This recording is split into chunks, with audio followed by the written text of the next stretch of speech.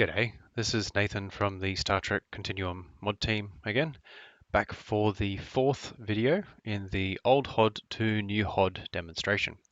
In this one, we are tackling what is actually a bit of an abstract sort of process to get the badges working in game.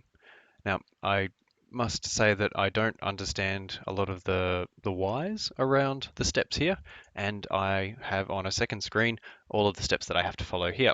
So I will try and do up a written guide as well to complement the tutorial that Dom did on the Gearbox forum, which I follow, and the tutorial that Herbie did up for me to cut out a badge square from a ship in 3ds Max.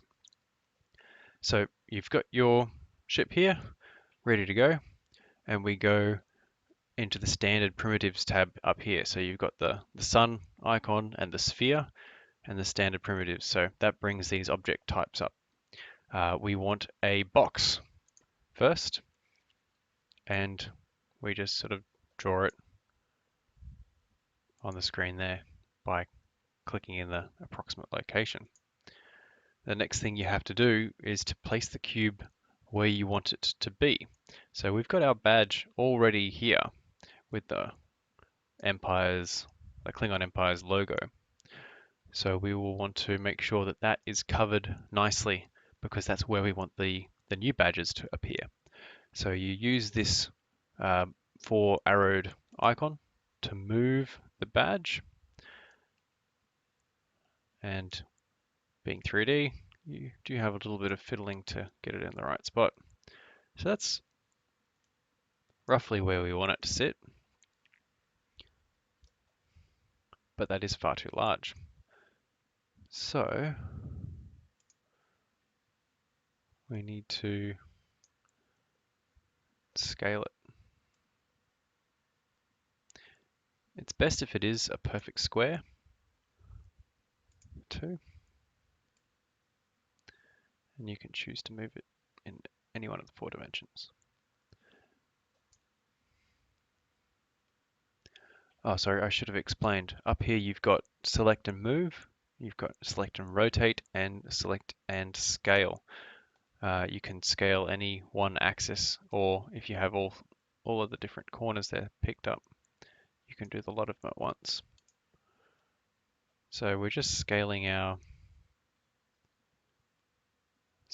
cube so that it intersects with the area where we would want the badge to appear. So we don't want it too big or too small. If we hide that box, we can see where the badge appears now, and it's sort of a rectangular shape. So we might want to shrink the box down a little bit. It needs to stay square so that the badge still looks undistorted.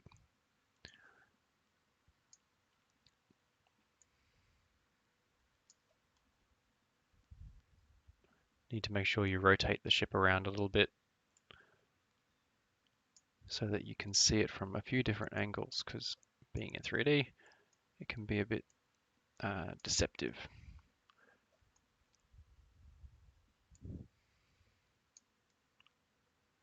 I think that looks pretty good. All right. So you need to make sure that you have the box going in below the plane that you want to try and cut it through. So you can check that on the wireframe, but it's also pretty easy to make sure that there's part of it going through just from the normal realistic viewpoint that I use. Okay, so that's our top badge square. One thing that you do have to make sure of is that the box is not intersecting with anything on the other side.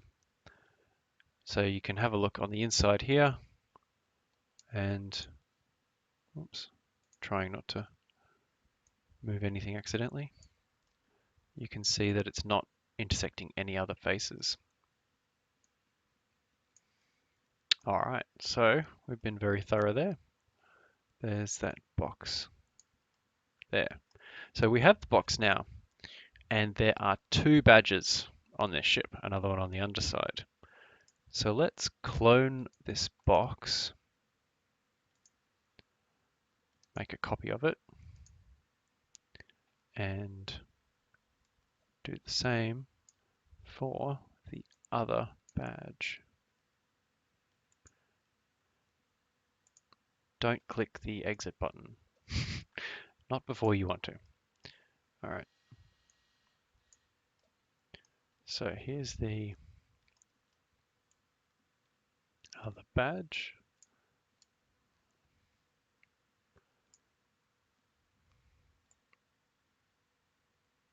Now it seems to be a little bit larger than the other one.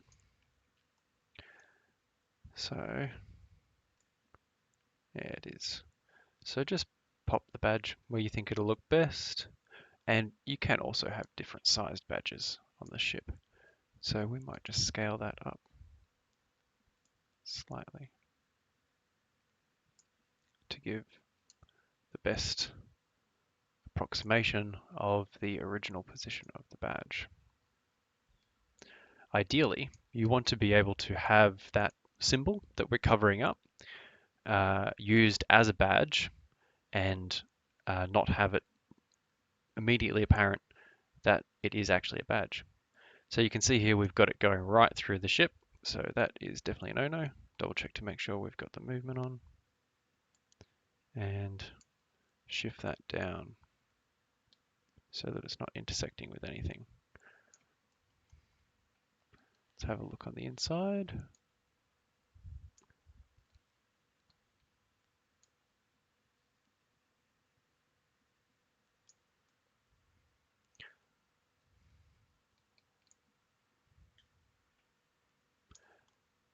Very tight quarters here. There we go. It is still cutting through. So we'll move it up a little bit more. There we go. Beautiful. So we have our two boxes there ready to make the badge squares. So how does one do this, you ask? How do we turn a box that's intersecting a face into a little square on that face? Well, according to my instructions, first thing you need to do is you want to make sure that the model is airtight with no holes or unwelded vertices. And as we were just checking, make sure the cube isn't sticking out the backside of the model or covering any other faces. So we need to select the mesh that it's intersecting. So these are separate meshes for the different badges. So we've selected the first one, and then you go to the Compound Objects tab, which is under this list here, Compound Objects, and choose Boolean. From Boolean, you then go down and choose Pick Operand, and make sure you have Move here, Cut here, and Refine here selected. So once again, that was Compound Objects, Pick Operand B, Cut, and Refine. The next thing you do is actually the final step. You click on the cube, and the cube has vanished. You can see here that you've got some faces now, a little square. Next thing you'll want to do is collapse that somehow. Mesh select. Go back to mesh select, collapse all that to make it permanent. And then you want to choose your faces. That should already be selected. Last thing you want to do is detach it. Now you can name this straight up. It's not going to let me click on that. So it's Malt Badge Top, and then underscore mod 0 and underscore tags do scar. And then move it down to the root. Final thing you'll want to do for that is once again reset XForm and collapse. So there you have your badge square. You will have to go back to the texture and remove that badge from the texture itself so that it's a blank area. That shouldn't be too difficult. For this particular ship, we have a nice bit of identical texture that's blank that we can copy across onto the other texture. I'll take care of the second badge and fixing up the texture now, and then we'll move on to the next video.